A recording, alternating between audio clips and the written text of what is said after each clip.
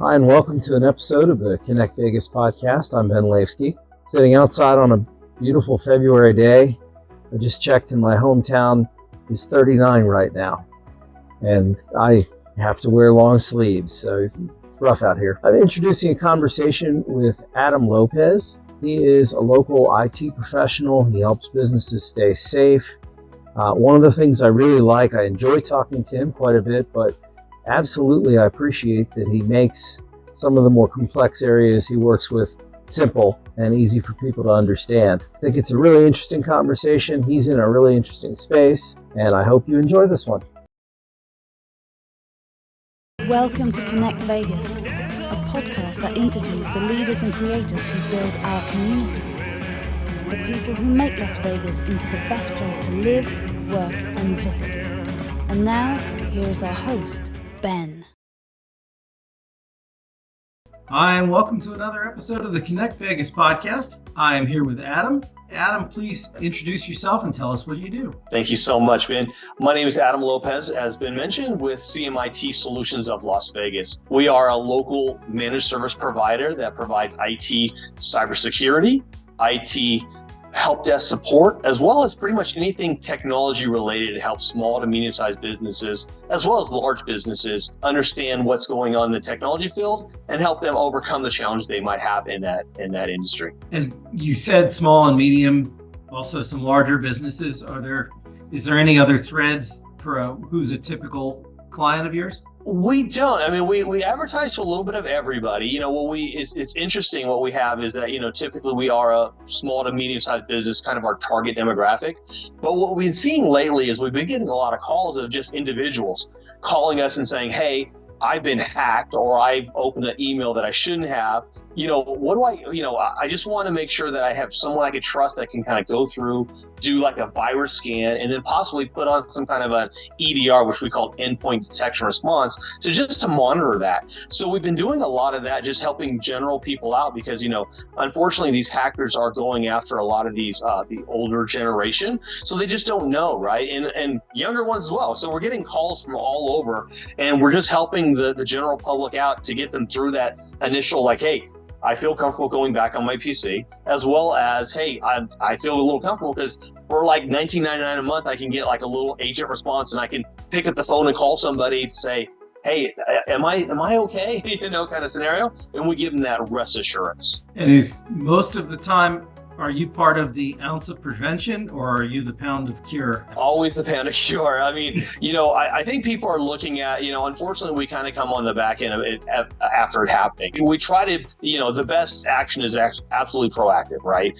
Having some kind of EDR or SOC or SIM on your devices. But sometimes you just, we are just running into that. It happens. What do I do? Where do I go next? And we kind of calm them down. Hey, just let's take a step at a step. We'll isolate your computer to make sure if your connection to a server doesn't go anywhere else. We do our protocols to wheel this back.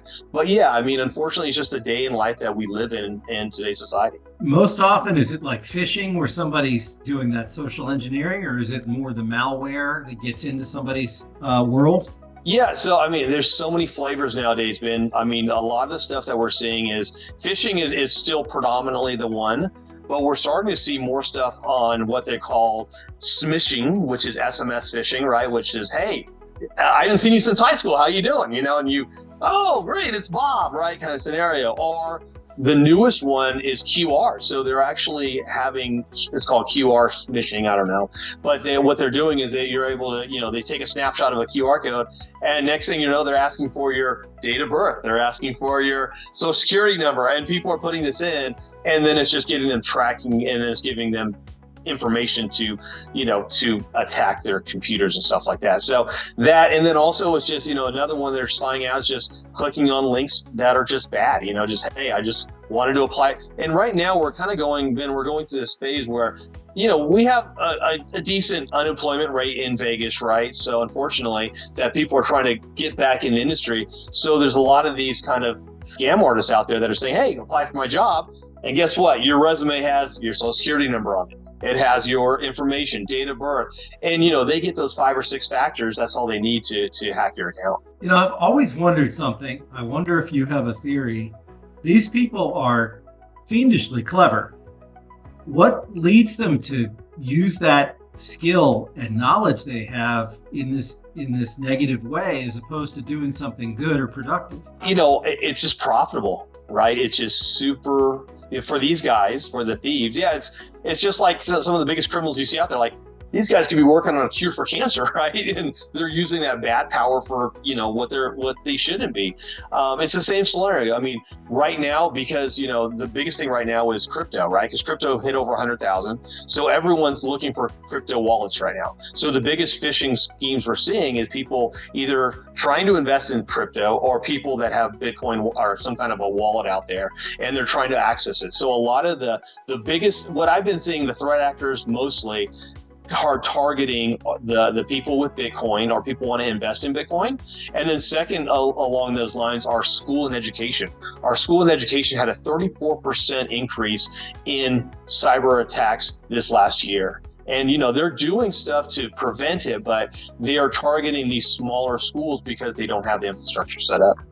So a school or a doctor or medical, correct, they've got so many records. That would be a target rich environment if they could break through. Yeah, because they have to be HIPAA compliant, right? So they have to have all that thing. So we're starting to see regulation come into effect to say, hey, you need to have in this. So sure, you have a business, Ben, where you have to figure out cyber insurance now, right? So that journey is, and it's not an easy form. It's like 5 pages, 6 pages, all these acronyms. So what we do is that sometimes we sit down with businesses and say, hey, this is a journey, right? You got to start somewhere. And in some stuff is free. Turning on multi-factor authentication in your PC for Windows, free thing to do. So there's stuff that you can do that you're not paying these absorbent amount of money for some cybersecurity company to monitor your things. But we take you through that journey. And as long as the insurance company knows you're trying and making those approaches, they're going to say, okay, we're going to lower your rate. We're going to save you money and kind of get you to that next state. We're a web host in our company. So we have to have every bit of that in place, and all the protections against denial of service, and all the things. Oh yeah. Well, we carry a $5 million insurance coverage just for us, and of course, because we want to be secure too. Because we're going into someone's system, we want to make sure that you are secure as well. Sure. Well, let me take us back a little bit. We like to get to know our guests. So, can you tell us where you grew up and maybe some of your hobbies or interests as a young person? Yeah, so I grew up in San Diego, California, came out to Vegas in 1997. So I'm an older guy here, and, came out to go to UNLV. I was like, hey, I was going to a junior college. They had a feeder program, which was going to feed kids from hospitality to our world famous UNLV. So I was able to go through that feeder program and, graduate in that. And I fell into casinos for some strange reason. So my background is predominantly, I've been working in the casino industry space for, 20 plus years. And predominantly where my background was in IT and casinos. So I've worked at Golden Entertainment, I've worked at Caesars, I've worked at Hard Rock International, various big companies on the strip. So security was always forefront for us. So for me, getting into security was a very easy transition for us to say, okay, well, when you're in a casino, everything is so deeply regulated that, API, all this stuff, it can't be touched and stuff like that. Now they've loosened those up, of course, over the years, but that kind of got me into where I kind of dived at today. Some of the hobbies I enjoy, I love camping. We have a little camper we bring out to Mount Zion quite a bit when it gets cool out there. 13-year-old twins, so they do keep me active into the world out here. And I just really just enjoy helping out the community. One of the things I strive on is how do we get the younger people that want to get into tech and get them jobs. Right now, I think we kind of have a broken process where we're great at training them, we're great at having jobs, but where's the connect between giving them real practical hands-on experience? So I'm working on some programs to develop that through CMIT to say, hey, we can get them in here, we can train them, and then get them to that next portion of their life. So that's what I'm really passionate about. My goal is to build a SOC sim in Las Vegas that it's a nonprofit SOC sim that we're able to give to nonprofits as well as, any other industry. But the main focus is around training and education, getting the people into cybersecurity for this as we go through that process. I want to make sure the nomenclature is clear. Why don't you explain what that is that you just, the SOC SIM? Oh yeah, sure. So SOC SIM is the 24/7 umbrella support kind of scenario that you have when you set something up, right? So for example, if you're setting up a security operations center, which is what SOC stands for, is that global protection. So basically, if you get something that kind of says, hey, I have that alert of someone opening a phishing email, that goes through the SOC SIM situation and says, oh, hey, we see something being threatened here. They're able to consolidate it down to that kernel level on the PC. And at that point, they're able to say, okay, now let's remediate it, right? Because you have that 24/7. So we have dashboards and monitors that kind of just monitoring that. So as soon as we get that notification in a SOC environment, right, security as a center, we can actually kind of pinpoint and say, okay, we are going to take a step back. We're going to remediate this issue, either roll back the PC to a former state, see what the issue is before it hits the main server. Because that's the biggest problem. Stop the bad guys from just, infiltrating your PC. Your PC is fine. Most PCs on a corporate network are backed up. So we can kind of just reinstall that application. But if it gets to the network, that's where we come into situations like an MGM or a Caesar, something like that, where it's too far down the path, and to rebuild that is just a Herculean effort to get there. So that kind of gives you that understanding of that 360-degree coverage that we want to be able to provide for all this.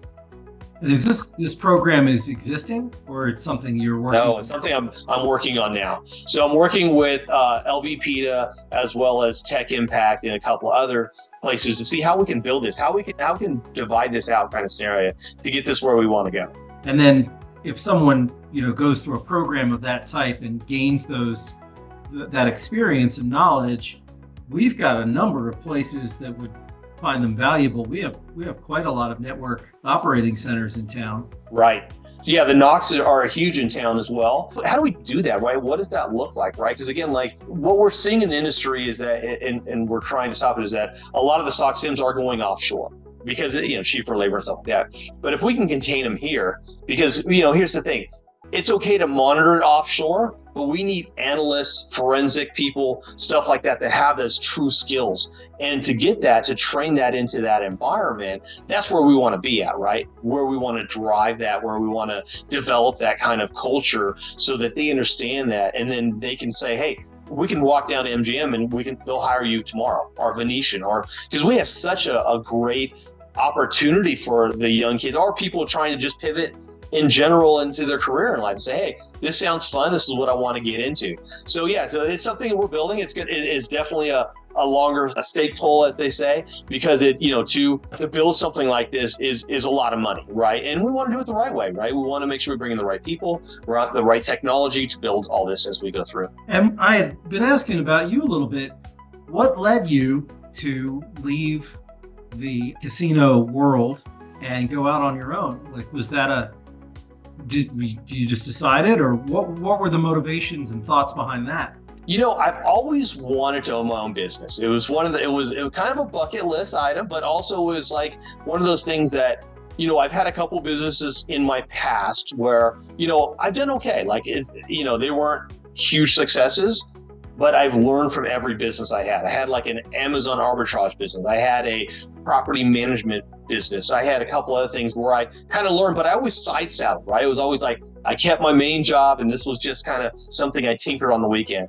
And I said, hey, if I want to do something and I want to do it big, I gotta jump in with both feet. It was definitely a difficult decision to make because, you don't have that weekly paycheck coming in anymore. You're going out there and kind of making your own business, driving your own dreams and satisfaction. But I'm excited to do it. It's fun. It's challenging for sure, but it's just one of those things that I really want to do and I'm passionate about. I love technology. I love business. So it kind of all forms in together. And how long has CMIT been around, and how many folks are there in your organization? Yeah, great question. And so CMIT we have our corporate offices in Austin, Texas. right? So we are part of a larger network. I'm the president of Las Vegas. I have the territory of Las Vegas and Henderson, North Las Vegas, and Pahrump and everything else in between. And so basically that's ours. And then we have 156 locations across the US. So we have multiple places in California, multiple places in New York. So we're kind of spread out all over the place kind of scenario. We have 2 NOCs, which is Network Operation Centers, one in Portland, Oregon, and one in Rhode Island, right? That kind of monitor the systems as customers come onto our network. So we have lots of people. I think last count, we have about 900 employees throughout our organization. And what's nice about that is that we're able to leverage all of our employees together. So, hey, someone comes in and we're working on a contract with the state or local government, and they say, we want someone with X amount of experience with this application. Great, we have that in our portfolio of people. We bring them on, but what's nice, we have a local technician here that can be deployed, and then we have our super, so to say, guru that can remote in and kind of play both fields. Well, that's a real great advantage you've got. Some people have an IT person, but you've got all that behind you. That must be quite powerful. It is. It's nice, and especially because people want that support. I think that the MSP space, as we call it, managed service provider space, has developed over the years. I mean, I think before, like you said, it used to be the break fix guys. That was the model. Go out with your kind of laptop in your shoulder and, plug away and fix what issues you guys have. Now it's more coming on, how do we be proactive about this? How do we get people onto kind of services that instead of us going out and fixing stuff that's broken, we're able to say, hey, Ben, your computer's running really high CPU here. What's going on? Let's remote in here. Let's kind of figure it. Let's defrag, whatever we need to do to kind of get that up and going. And same thing, we do that as a service for security. Security as a service, same kind of scenario. So we have all these kind of elements, but also we have the huge backing of the people that are behind our big kind of corporate structure. So it is exciting. When you engage with, say, a small business, what's the typical services that they are asking for? What are the things that they need, or especially at the beginning of the relationship? Yeah, I think that you got two, I would say 3 types of business. You got one where they already know what a managed service is and they enjoy it, and they're either probably shopping for cost or for service or something like that, right? And those guys are kind of like, hey, we go in there and we provide our 24-hour help desk for them. We provide our security for them, backup solutions for them, that kind of scenario. And then you have your other ones that are kind of like, hey, we're kind of early on in our journey and we just don't know what we want to do. So, we have, we do kind of run into problems with our ISP. I mean, everybody will mention a name, but, some people say, hey, I've downaged my modem was out for 3 days or something like that. So we kind of sit back and said, okay, what can we do to fix this, right? You don't need a whole managed service for this, right? So let's talk about this. We can put in redundancy, right? We have 5G out there now. We have this. So not to say you would get blazing hot speeds, but if your ISP does go down, which is your internet service provider, for those that don't know, if that does go down, then we have something that kind of kicks in its place and says, okay, well, we can kind of sustain and still take on your credit card processing and stuff like that. We actually work with a couple of customers where we have a Starlink here in our office. If their services go down, they call us. We actually deliver a Starlink to their place, and we're able to have them up in minutes. So it's kind of a nice service that we offer as well. You're just parachuting in with the gear you need. Right, exactly. Well, I mean, but business is money, right? If you can't take credit cards or something like that, and you're not set up to, you have a Square device on your phone or something like that, well, we kind of help you and walk you through that process. Yeah, we've got some clients in Boulder City, and I don't know, at least for a while, it seemed like they had some pretty regular outages in this one little section. And yeah, when you're operating retail, being able to make payments is a little bit important. Absolutely. Do you have a philosophy or your approach that you in the way that you do what you do? Yeah, my thing is customer service, right? I'm not there for the dollar at the end of the day. I'm there to, get you back up and operational, get you what you're looking for, your needs, And again, how do we work with you to be a partnership? Because again, this is a long road. We're not here kind of come in one day and out the next. We're going to be your partner. Like, call us if you have a problem. Like, we'll walk you through that process of understanding what is that next level service there. I think that came from my hospitality background, coming from the UNLV hospitality sector, understanding like, hey, customer service is number one. I learned so much from working at Caesars Entertainment back in the early days, where that was their main philosophy: customer service.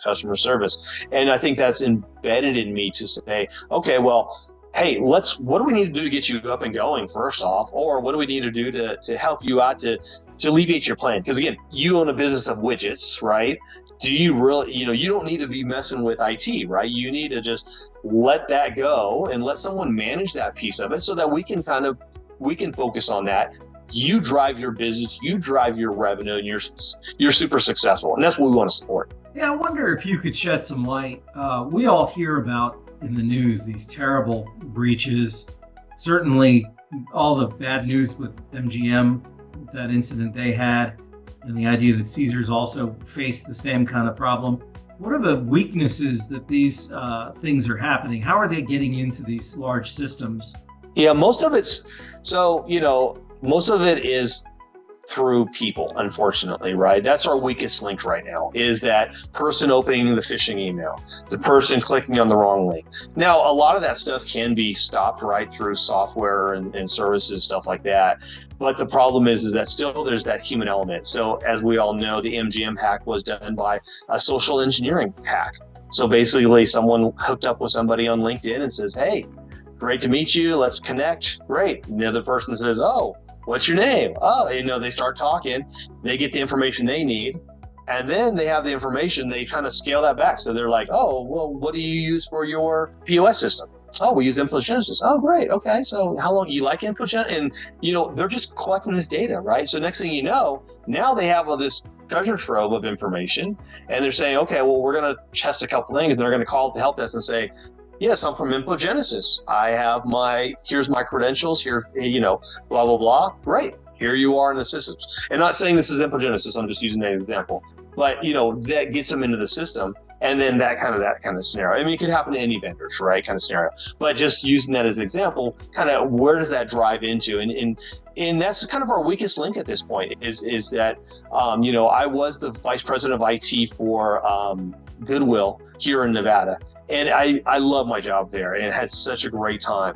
And one of the things that I instilled there was that they were getting cyber attacks literally hourly. It was just insane how many phishing attempts they were trying to get, and no one was doing anything about it. So we stepped in there and said, okay, let's first put in some email filtering, simple basic stuff, but we need training and education. We need to educate these individuals of how do they, what is phishing? What is social engineering? If someone calls you on the phone and says, hey, what kind of IT system do you have? Red flag should go off. What vendor do you use? Red flag should go off. So we install, and this is, I tell all small businesses all the time, the cheapest way to do this is through training and education. It's super simple, super easy. We do it for free of charge. We just go in your business and say, hey, we come in there and say, all right, in your orientation class, you should have a simple 8 or 9 bullet point things and says, hey, if you get an email, this is what to do. If you get a call, this is what to do, what to look out for, what to avoid. And then just periodically, just kind of checking on them once a quarter, once every 6 months, just to be like, hey guys, just want to reiterate this. Now there is simulating software out there that you can say, hey, let's simulate a phishing exercise. We do simulated social engineering as well. So you hire us, we come in there and say, hey, we're going to try to get past your gatekeepers. So those are all options as well. But those are, unfortunately right now, still the weakest link is the human element. Understood. Hey, you reached out to me for this podcast. I hope you're real. I am. No AI. Is there anything else that maybe people misunderstand or that you didn't talk about your business that you want to make sure people know? No, I think that, IT is intimidating. Right. So I just want them to understand, it's okay to give us a call or to ask questions, and questions are free, right? Because again, it's better to ask the question than kind of come up blank and say, okay, I guess I should have asked that. Now it's too late. I'm at this place where I'm at the point of no return. So it's just like, hey, there's so much information out there in the World Wide Web, right? Some good, some bad, some indifferent, and just what's right for your business as the business owner is you, right? And so trying to figure out, hey, how do I focus that attention?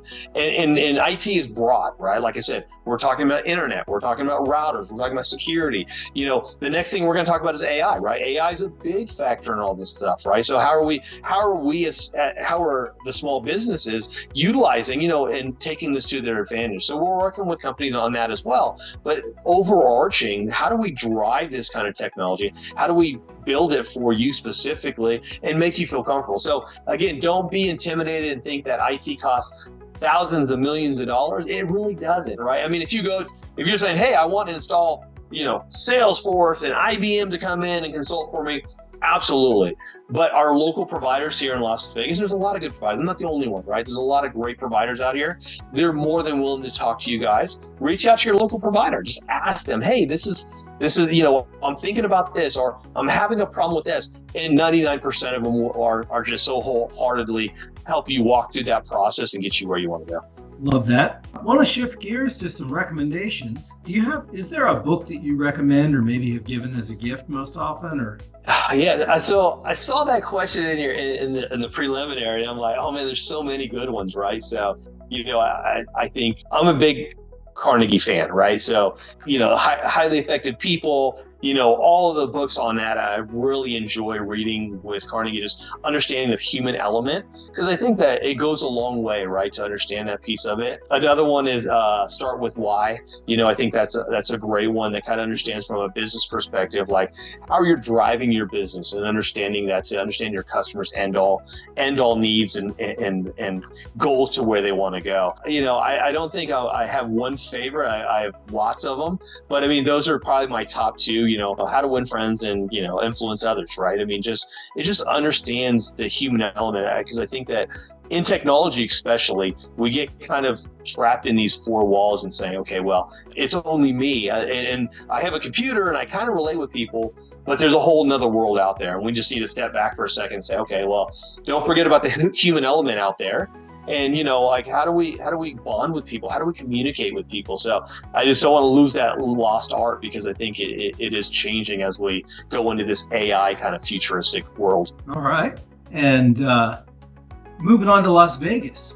So I believe you said you arrived here in '97. How do you think of Vegas differently today than your first experience being here? Wow. So when I moved out here, they just finished in New York. That was about 97, 98. So, I've seen a lot of development since, and not as much as people that's been here before me. The interesting thing, what I really love about Vegas, and, I've had a couple opportunities to leave and just never panned out for some reason. I think the city wants me to stay here. But ultimately, and I'm sure you've seen this through your years, is like, when I went in '97, no one was from Vegas. You'd find the few that were but it was very seldom. You're like, oh, you're from Vegas. Interesting. I didn't know that. It was like one out of maybe 50 people or 20 people. Now it's interesting. The more people we talk to now, oh yeah, I'm from Vegas. It's building that community and that culture out here in Vegas. And, I always like to say is that Vegas is still a small town. It really is. And we all know so many people in the industry, and if you're in a certain industry, it's kind of like, me in the gaming industry, for example, we have the yearly G2E show, right? And that's the big gaming show that happens at the Sands every year. And it's like a high school reunion going there. You go there, you're just meeting people like, hey, I've been in the industry for this long. And it's just such a good feeling in Vegas that you get that, and we get that opportunity to get that. I think there's a lot of things on the horizon. We have a lot of great opportunities. The movie industry is coming to Vegas, right? I think that Mark Wahlberg is kind of pushing for that. There's also, Area 51 is doing a lot of cool innovation things. And what I love about Vegas is that, we're not the casino town that everybody, used to think of like just coming to gamble, right? You can gamble anywhere now, right?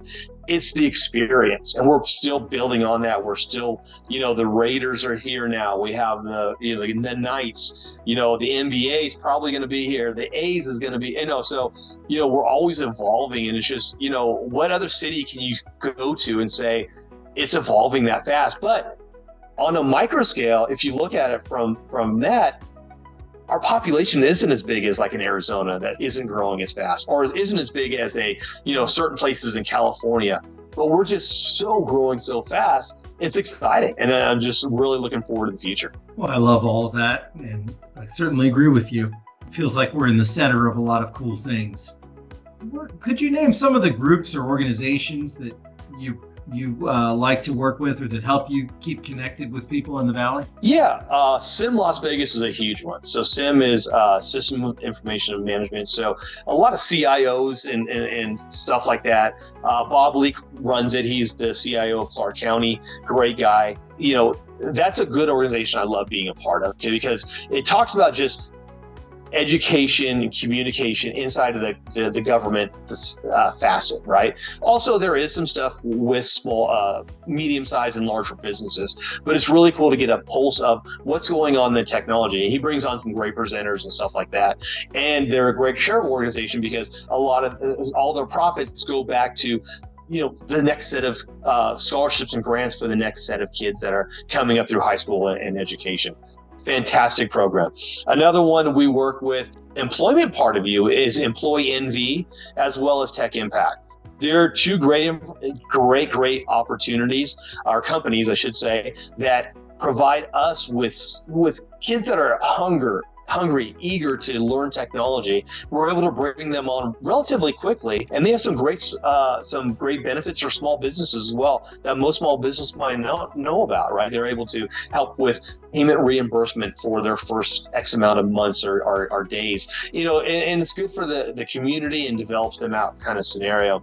Also a part of Las Vegas Chamber, of course, which is a big one, which is great, as well as Henderson Chamber. I think they're both doing some great stuff in the community. I mean, I think we're doing at least 3 ribbon cuttings a week between them, and it's just so much to go around, which is great because, I mean, that means our business is growing. That means new businesses are coming up. They're driving. So super excited to see all the chambers involved in that.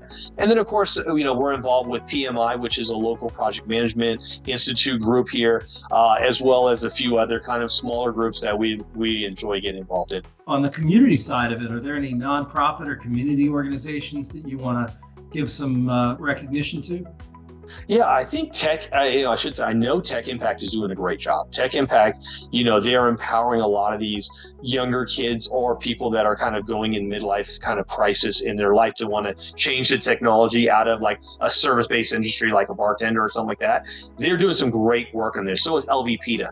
LVPTA is another great business that's doing that, kind of driving that overarching, like, how do we get kids in technology? Now, I'm a little bit biased to technology because that's what I'm in, but ultimately, like, those are the two that we've been kind of partnering up with a lot of stuff of what they're doing, what they're building, what they're driving to make sure that, we're supportive of that kind of scenario.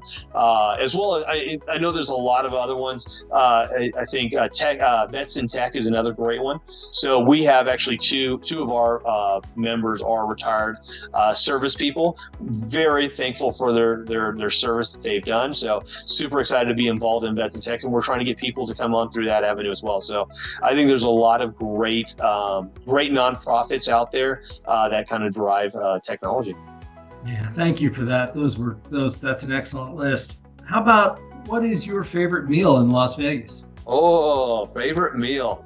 It's a tough between Italian and Mexican. I usually go back and forth on that, right? But I like the little local places. Like, there's a little place up off of Prague and 15 called Viva Zapatos. And it's a small little place, and I love it. They have live mariachi there every Friday, kind of scenario, off the beaten path. But, when we're on that side of town, we try to make it up there. But also, there's some great ones out here. I think there's some cool stuff. So over there in Green Valley Ranch, where you're at, they opened the Flower Child in the North Italia. Oh my gosh, those are amazing. The Flower Child has that good, wholesome food, and the North Italia, you can't beat the Italian food there. It's amazing. All right. And what are some favorite spots to view the city? I still think some of the old school places, like in Mandalay Bay, the Foundation Room, very cool place to kind of get a overarching view. If you can get into, I got lucky. I got kind of like a friend that got me in there. The pool room up on top of Fontainebleau. So it's an exclusive, members only place. I got snuck in there, but it has a view of the strip. It has a view of the sphere. And I think that's changed the dynamic of the view of the strip, because that sphere is so cool. I mean, it's never the same thing. You can look at it one day to the next and, they're doing a great thing, but to see that at night and see that, that visual is really cool. And then my second thing is like what I used to do before all that stuff was happening. I used to go, there's a little place off Sunset Road. You can see the airplanes take on and off on a Friday night and just see how much traffic we get in Vegas of these planes coming in and out. Really cool experience. You've never done it. I highly recommend it. And it's free. You just kind of pull into the little, if the parking lot's available, there's like 10 spaces, pull in there and you can see the planes come in and out. No, I know right where, it's right near Sunset and Paradise. Correct. Yes. Yeah. And you can just sit there and every minute and a half, there's another plane. Oh my, especially a Friday night. It's insane. I used to have an office at Sunset and Eastern years ago, and the window that I sat in front of, you could see the planes coming through on the flight path, and people that is were cool. talking to me, and then they'd suddenly start looking over my head, and I knew that they were not listening anymore. Right. My office at Goodwill overlooked the airport, and when Air Force One would come in, that was kind of cool to see, because you see the airport, it park, and then you just see everything kind of scramble around it, and just the operation they have in place to offboard and onboard people is really cool. Oh, that's awesome. All right, last question for you. If you could share a phrase or quote or idea with just millions of people, what would that be? Oh my gosh. Okay, so I've been thinking about this. This is a tough one, right? So I kind of came up with it. Well, this is something I kind of researched and looked at it. So mine is, opportunities don't just happen. You create them through hard work, perseverance, and commitment to lifting others as you rise. You can build something meaningful, not just for yourself, but for your community. Together, we can turn challenges into stepping stones for success. Who said that? Good question. ChatGPT. My favorite philosopher. I did, right? I appreciate you very much and your time. I appreciate you, Ben. I'm going to include your contact information in the notes that go out with this. But what's the best way for people to follow you or get in touch if they want to learn more? Yeah, so I'm on LinkedIn. I connect mostly with everybody. So just connect me on LinkedIn, or we have CMIT Las Vegas as a LinkedIn page, Facebook page, Instagram page. So we're socially out there. Or else you can just go to VegasTechSupport.com, www.VegasTechSupport.com, and we'll be able to answer any questions you have. Oh, that sounds great. Well, thank you very much. It's been a pleasure getting to speak with you. And Thank you, Ben. I hope I will run into you very soon. I hope so too. Have a good day.